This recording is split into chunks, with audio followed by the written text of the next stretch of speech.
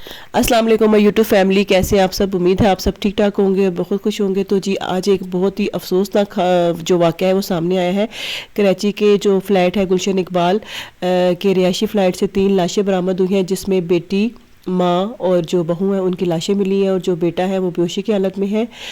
जो इसका क्राइम है वो उसके जो सरबराह इकबाल है उन पे जा रहा है। पुलिस का कहना है कि जो इकबाल साहिब है उनको ज़ेर हिरासत में ले लिया गया है, क्योंकि जो घर की जितनी भी अमवात हुई हैं उनकी बेटी की, बहू की और उनकी जो बीवी की थी वो उनके सामने हुई हैं और बेटा भी बेहोशी की हालत में है। पोस्टमार्टम जो है डेड बॉडीज़ का मुकम्मल कर लिया गया है, जिसमें बताया जा रहा है कि किसी भी किस्म के जो बॉडी पे निशानात हुआ है वो बिल्कुल भी मौत की वजह में भी शायद कोई जहर वगैरह दिया गया है, लेकिन असल जो रिपोर्ट है वो अभी तक नहीं आई। लिबर्टी रिपोर्ट जब आएंगी तो बाकी की जो इत्तला है वो दे दी जाएंगी।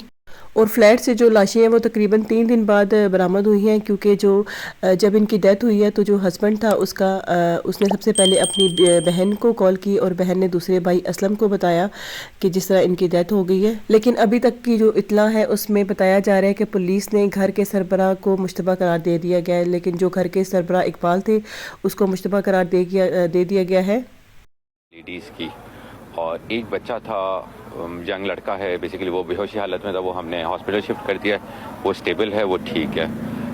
एक बंदा जिंदा भी था, वो उनका वालिद था बेसिकली। तो जो डेथ हुई है उसकी बीवी की डेथ हुई है, उसकी बहू की डेथ हुई है और उसकी बेटी की डेथ हुई है। पोस्टमार्टम हो जाए, चीज़ें आ जाएँ तो उसके हम ज़्यादा कमेंट करके क्लियर कर सकते हैं इस चीज़ को।